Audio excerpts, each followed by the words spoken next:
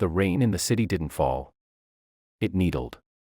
A bitter, wind-driven sleet that found every gap in a threadbare coat. Every exposed inch of skin. Maria huddled in the shallow doorway of a shuttered boutique. Her body a frail wall. Against the elements for the small weight pressed to her chest. Leo, just 4, burned with fever against her. His cough a weak, rattling sound lost in the drumming downpour. 3 nights on the streets since the eviction. The shelter's full sign was a permanent, cruel monument. Her desperation was a cold stone in her gut, heavier than her sleeping child.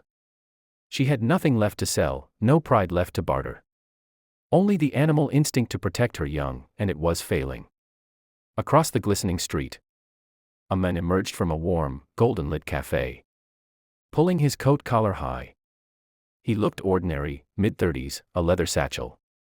The abstracted air of someone heading home. Something in Maria broke. Not with a sob, but with a terrifying silence. This was it. The last door before the abyss. She stumbled into the rain, intercepting him under a flickering street lamp. Please, her voice was raw, barely audible. My boy, he's sick. We have nowhere. Just a place out of the rain. Please. She didn't cry. Her eyes were dry, wide pools of pure, undiluted exhaustion. The man, Ethan, stopped. He saw the drowned rat desperation. The child's flushed face. The way Maria's arms trembled not from cold, but from sheer sustained terror. Society's warnings echoed in his head, scammers. Addicts, choose your charity wisely. But Leo coughed again, a sound that was fundamentally wrong. And all the echoes died. He didn't give her money. He didn't point to the distant shelter. He said, my car is just here. I'm taking you to the hospital. That decision, made in a heartbeat under a broken street lamp, was the first domino. The emergency room staff saw a guardian angel in a soaked trench coat and a woman falling apart. Pneumonia, they said of Leo. Critical. The kindness of strangers in scrubs wrapped Maria in blankets as Ethan handled the forms. Listing himself as family. He paid the deductible she never saw. But he didn't leave. He returned the next morning. With a bag containing not just coffee and sandwiches, but a stuffed dinosaur for Leo. He listened. Not as a benefactor, but as a person. As Maria's story tumbled out, the factory closure. The predatory landlord, the family that turned their backs. Ethan was a freelance graphic designer. His spare room, he insisted, was just empty space. 2 weeks, he said. Just until Leo is recovered. And you can breathe. It was not an invitation born of pity, but of a simple, profound recognition, there. But for the grace. That spare room became a sanctuary. The first hot shower in weeks. The first safe sleep. Maria, with resilience forged in hardship, didn't just rest. She cleaned, she cooked meals as thank yous that brought unexpected laughter to Ethan's quiet apartment. She found a local community aid group. Ethan helped her draft a new resume on his old laptop. One afternoon, watching Maria brilliantly calm a tantruming Leo, Ethan had a thought.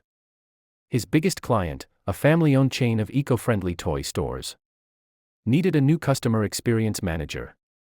It's about patience, care, and solving problems under pressure. He told Maria. I've never seen anyone more qualified. He set up the interview. She aced it. They saw not her homelessness, but her strength, her fierce intelligence, her immediate rapport with children in the store. They offered her the job. The day Maria got her first paycheck, she placed a carefully calculated sum of money for rent and groceries into Ethan's hands. He tried to refuse. This was never a loan, he said. I know, she replied, her voice steady for the first time in years. But it's a partnership now. And partners contribute. A year later, the scene is different. The rain patters against the window of a small, clean apartment, their apartment, which Maria and Leo share. Ethan lives upstairs. the building's kind elderly landlord. A friend of Ethan's family, had a perfect unit free. They share dinners often, a chosen family forged in a storm. Maria is not just an employee. She's being groomed for management. Leo, robust and bright, draws pictures of that rainy night, a big stick figure man, a mom, and a small boy, under a huge yellow circle he labels hope. Ethan, once drifting in the gentle melancholy of solo city life, found his world expanded, filled with bedtime stories and dinosaur battles. His work gained a new, grounded warmth. That one decision, to stop, to truly see, to act, didn't just change a life. It interwove three. It proved that the most powerful force is not grand destiny, but a human heart choosing to open in a moment of shared humanity. It turned a doorway of despair into the last door Maria and Leo ever had to knock on. Because beyond it, they finally found their way home.